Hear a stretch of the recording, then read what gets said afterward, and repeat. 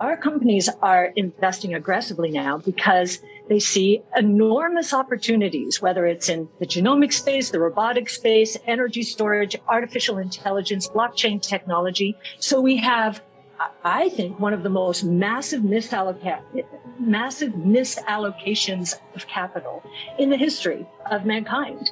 You have investors investing in the past. What we do is focus on innovation. The biggest surprise to us in the last 3 years is the amazing set of breakthroughs in artificial intelligence. We've got AI costs. We've got AI moving more than twice as fast as Moore's law. Costs dropping 60% per year if you account for both the hardware and the software. When you get the cost of something dropping that much, and to levels that are much more accessible and affordable, you're going to have an explosion in creativity. And that's what's happening. What has happened to our world, our traditional financial world, is intense risk aversion caused by, first, the tech and telecom bust in the early 2000s, and then even more so after 08, 09. And what does risk aversion mean in the traditional world? Risk aversion means get close to your benchmark sensitivity. So we have, I think, one of the most massive misallocations of capital in the history of mankind. You have investors investing in the past. Benchmarks are where they are, and especially the largest companies and stocks in the benchmarks are where they are because of past successes. If we're right, those are the companies that are going to be disrupted. And you can see, if you look at large cap growth portfolios or large cap any portfolios practically, you'll see many of the same stocks, but in growth, you'll see the FANGs, you'll see Microsoft, you'll see NVIDIA, you'll see Tesla, because it was put in the benchmark finally. Only one we overlap with is Tesla. Why such a reticence, though, to concede that some of these stocks that have suffered dramatic declines will never come back to the level at which they once were? You won't concede that? You think all of these stocks that I read on that list, plus others that are down by significant amounts as well, are really going to come back to the prior levels they were? Absolutely. And beyond. You'll notice what we do during risk-off periods, and this one has been particularly long, 1 year, which has taken our stocks into bargain basement pricing, I'll say again. But the names you read have migrated into our top 10 because we have concentrated our holdings towards our highest conviction names. And most of the names you read are in our top 10. I think many of them are platform companies. Many of them are going to harness artificial intelligence in a way that others cannot. I mean, Tesla has been the best case in point, and I think we have a lot of Tesla-like stocks in our portfolio. We're really looking for companies that are going to use artificial intelligence and create competitive advantages that no one will be able to catch. I agree with you about the pendulum having swung very far. I don't know if it's all the way yet. It's hard to without the benefit of hindsight. But every time I want to pull the trigger and buy your flagship fund, ARKK, two things stop me. And maybe you can talk me and other people who are watching out of these two problems that I have. The first is not in your control, and that is the inflationary environment and what's going on with rates. If this is your strategy and you're going to stick to it, unfortunately, you're up against a headwind that is not of your making, and really there's not much that you can do about until it abates, which is that historically, go back to the last 100 years, break it down in decades. Decades with high inflation were very bad for growth stocks relative to value stocks. Just look at the 2 decades with the highest inflation, the 1940s coming out of the war and the 1970s. In those 2 periods, using FAMA French indexes, value outperformed growth on an average annualized basis by more than 10%. That is an insurmountable hurdle to anybody concentrating in growth stocks if, in fact, high inflation is going to persist. Again, that's not your problem, but I'd love to hear your take on that.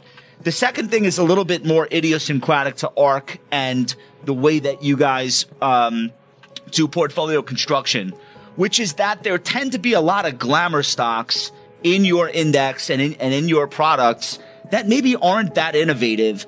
And a couple of examples that come to mind, I was kicking the tires on your genomics fund. I can't get past the fact that Teladoc is the largest holding. In what way, shape, or form is Teladoc at all involved in genomics? DraftKings, Robinhood, these are not really innovative companies. One is a bookie and one is a fairly traditional broker that made its way by breaking a lot of brokerage rules.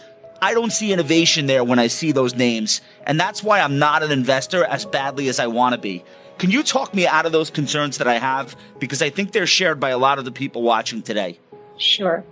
Absolutely. And Josh, I heard that you had some kind words to say about us as a firm or generally. So I thank you for those a few weeks ago. I think very highly of you.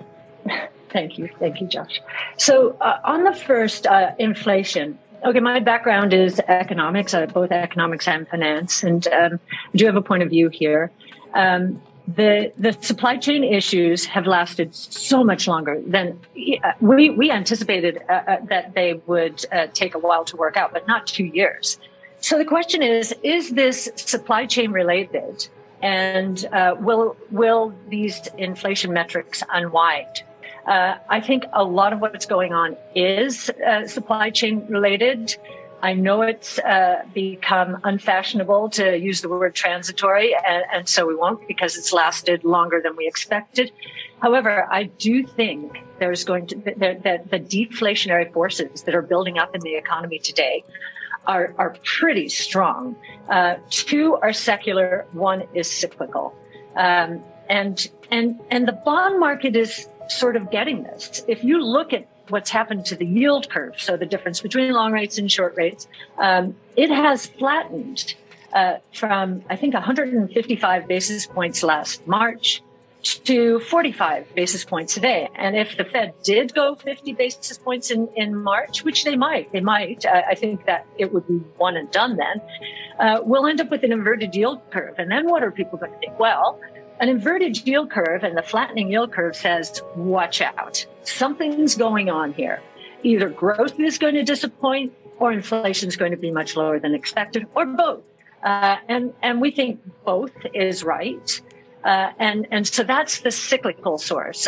There's an inventory buildup. If you look at the record-breaking inventory buildup in the fourth quarter GDP report, you'll get a sense, while inventory to sales ratios might be low, as the consumer switches off here, and if you look at the last 3 months of either retail sales or consumption, the consumer has gone pretty flat. Do you want to know one thing about crypto? I made over 3,000% in profit in a few weeks. Fact is, the traditional financial system, the traditional money system makes you poor, not rich.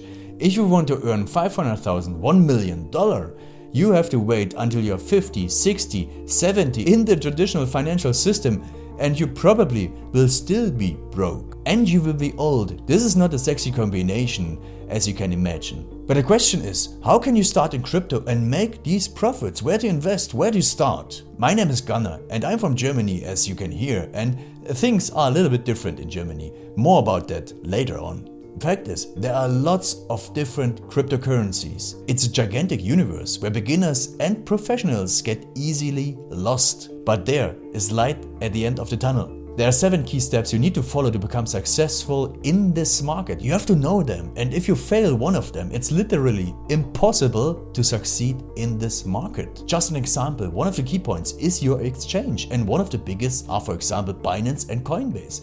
These are trusted and well-established exchanges, but, and this is a big but, you won't find the super profitable coins on those exchanges. The unknown super profitable coins that get gigantic profits are not traded on those kind of exchanges. They are traded on much smaller insider platforms that are barely known. And I can tell you what those super secret exchanges are and why they are so profitable. And another super important thing are the right information sources. The point is, the internet is gigantic. There are hundreds and hundreds of YouTube channels, blogs, pages, and much more. And there are also market makers and influencers. For example, Elon Musk, he is not a crypto guy, but the moment he recommended Dogecoin, it went through the roof, to the moon, so to say. But why did he recommend it?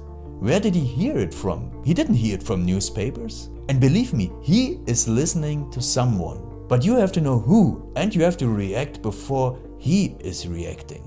This is really important. And these are only 2 of the 7 steps you have to follow in order to be successful in crypto. And if you want to know all of these steps in much more detail, and if you want to have a comprehensive checklist, here's what you should do. There is a link below this video. Click on this link and you will get the opportunity to subscribe to my channel. Click on the link and you will see a video where I explain the next steps. So see you soon. Click on the link now. I'll see you there.